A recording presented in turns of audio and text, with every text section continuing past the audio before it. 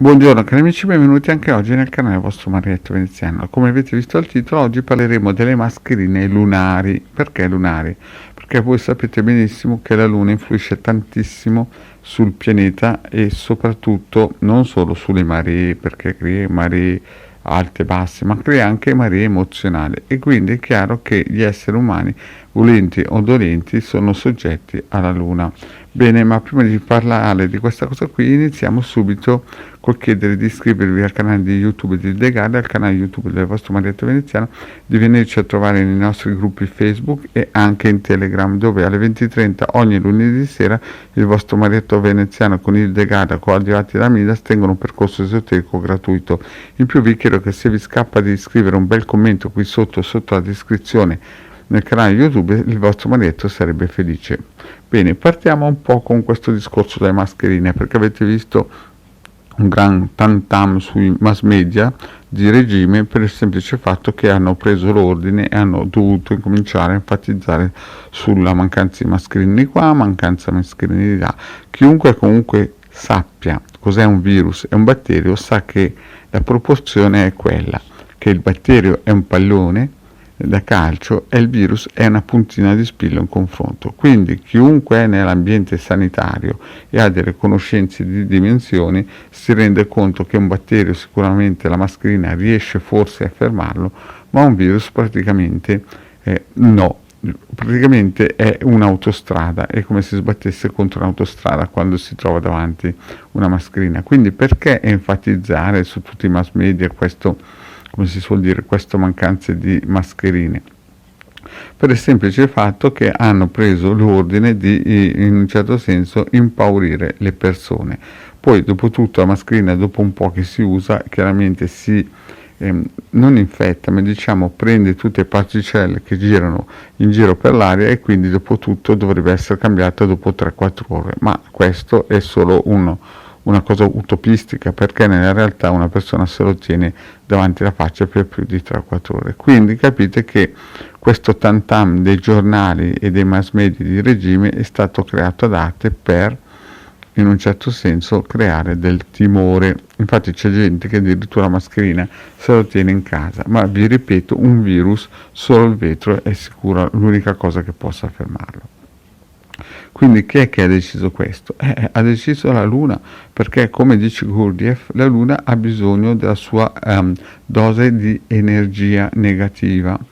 E non ci sono santi, voi lo sapete che quando c'è la luna piena in alcuni ospedali e grandi città, chi è pronto soccorso riceve di quelle sventole di persone che arrivano, che si sono suicidate, che hanno litigato in casa e quant'altro.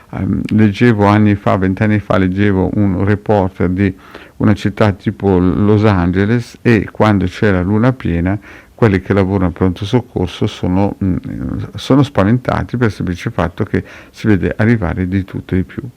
Anche le forze dell'ordine sanno che quando c'è la luna piena c'è un picco di suicidi impressionante, però la situazione è così.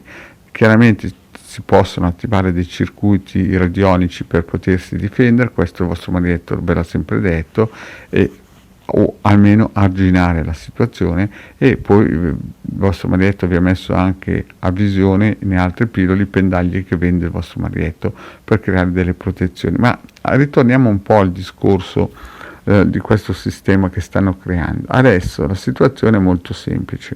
Finito questa allarme virus che, ripeto, il nostro governo e le forze dell'ordine hanno gestito benissimo in Italia, per il semplice fatto che c'è un disegno dietro molto più grande, cosa succederà? Negli Stati Uniti ci saranno e si troveranno 40-50 milioni di disoccupati così.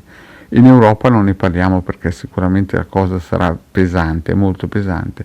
E voi sapete che ogni volta che c'è una situazione del genere, no? Dopo qualche tempo purtroppo nascono delle guerre importanti.